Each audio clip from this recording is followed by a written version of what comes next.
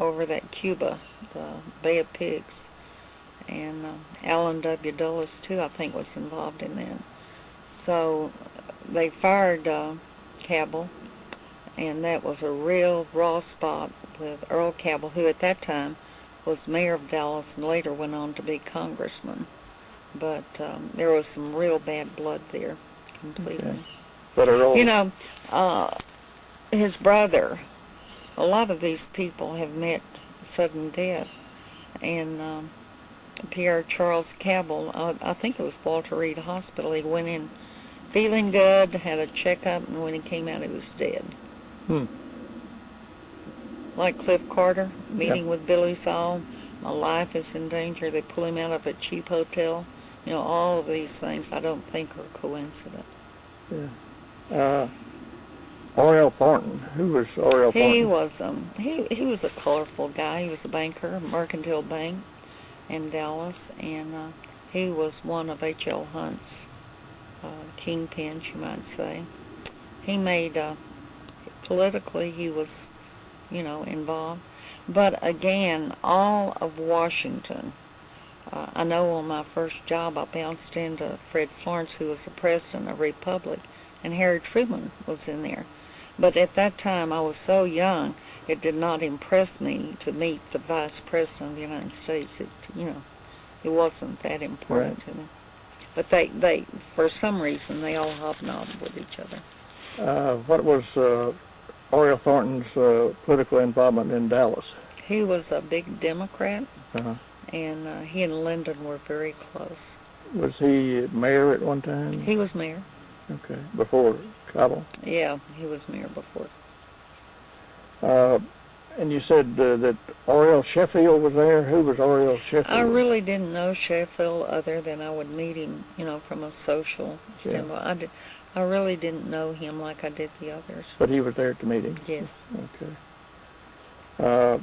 See, they had, let's see, Louis Oyster Bar, let's see, it was Pacific, and these streets come together, and it was kind of like a hole in the wall, and you'd see all these great white fathers going into Louis Oyster Bar. It was kind of off limits to the females, but they would meet there and, you know, do their thing. Okay. Yeah. Okay. But when we'd see them do these things, it was, you know, different. It was totally different. You just were not supposed to talk about it. That's right. Okay. Another person that you say was at the meeting is a fellow named John Connally. Oh, John Connally. What do you know about John Connally? Well, John Connally and my in-laws were related. And I remember seeing John when I was quite young. He would meet at, come to family reunions, and I would see John Connally. And there was always a rival between John and Lyndon. I do not know what really happened in the political field, but John Connally, I know the Democrats went to grooming him to be president, and he tripped up. He crossed someone, and then when John Connally went in Democrats for Nixon, there was a big breach at that time. And Lyndon made the remark he should have kept a closer eye on John Connally. In '63, what was Connally's job? He was governor of Texas. Okay. I had to stop and think. Yeah. He was a good-looking guy, you know. Yeah, very personable fellow. Another person that was at this secret private meeting was a fellow named Joe Yarbrough. Was he kin to Ralph? I do not know that connection per se, but Ralph Yarbrough, I know, hated Lyndon Johnson. You know, he refused to ride in the motorcade with him. Yeah. And Ralph, even up, I don't think it's been too long ago that he passed away here in Texas. Yes. But he never changed his opinion of Lyndon Johnson. Yeah. But do you know any details about Joe Yarbrough? Not really. Not. Okay. But you know he was there. It was like Sheffield. I had seen them, but you know, I didn't really know basically. Was he one from El Paso? Joe Sheffield. Yeah, no, Joe Yarbrough. Yeah, from El Paso. Okay. Another prominent person that was there that you mentioned earlier was W.O. Bankston. What do you know about W.O.? I know W.O. real well. W.O. was colorful. He ended up, of course, one of the big automobile dealers. But he and Bill Decker, the sheriff of Dallas, who was also very colorful, they hobnobbed together. They were sort of in mafia. Both men, W.O. and I'm not sure about Decker, but I do know that Decker, the police department had called Decker and say they were going to raid certain places, and Bill Decker he owned the casino things, the one-armed bandits, and Bill had called whoever it was to get those machines out of sight. The police are going to raid us, But this is what went on in those years. Yeah. If they paid their dues, then nothing happened.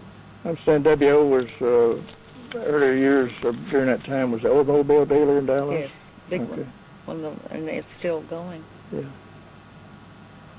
He loved to gamble. He also loved the underworld. Yeah. And he would help anyone, I've heard rumors that W.O. had provided the sheriff with a new car every year. They did that. Yeah. W.O. also gave Lydon Johnson cars. He used to mouth around, and Lydon would want something. He'd say, well, that SOB, and they'd talk like that, was wanting another handout. In 1960, I was doing the buying for the Political Time. Yeah. So Bob Bobbitt, who's now deceased, but was Rebecca Johnson's husband, he called me, and he said they were having a political rally in Wynwood. And he said, Madeleine, I want you to call these people, and I want these gifts, automobile, TVs, fur coats. And I looked at this list and I said, Bob, these people may not give these big items. He said, I didn't ask you would they get them.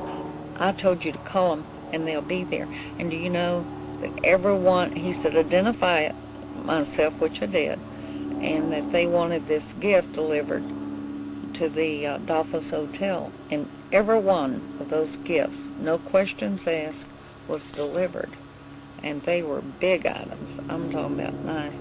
But I never did see anything distributed. Yeah. Okay, another very prominent person that you say was there is J. Edgar Hoover. Tell me more about what you know about J. Edgar. J. Edgar, I met him in '48. But when growing up, the G-Man series was there, and I was dancing with Lydon at the Driscoll Hotel. And I looked over, and Clint Murchison, I knew him, and J. Edgar Hoover, and Clyde Tolson, and Sid Richard. And so I said to Lydon, isn't that guy from the G-Man series? And at that time he told me I couldn't see her and I couldn't hear anything. Yeah. Yeah. I met him from time to time. He'd fly into Dallas. He was always a guest of Clint Murchison. They were very close. And La Jolla, California, they'd fly out there and go to horse races. And who was the manager, operator, or the owner of that? the La Jolla Hotel? No, the racetrack. Well, Clinton said Richardson owned it. Okay. I think it was 36. Governor Allred closed the horse races in Texas. So they didn't do anything, but they went out to California and bought them, and all the revenue went to California. You'd mentioned earlier that someone associated either with the hotel or the racetrack was there to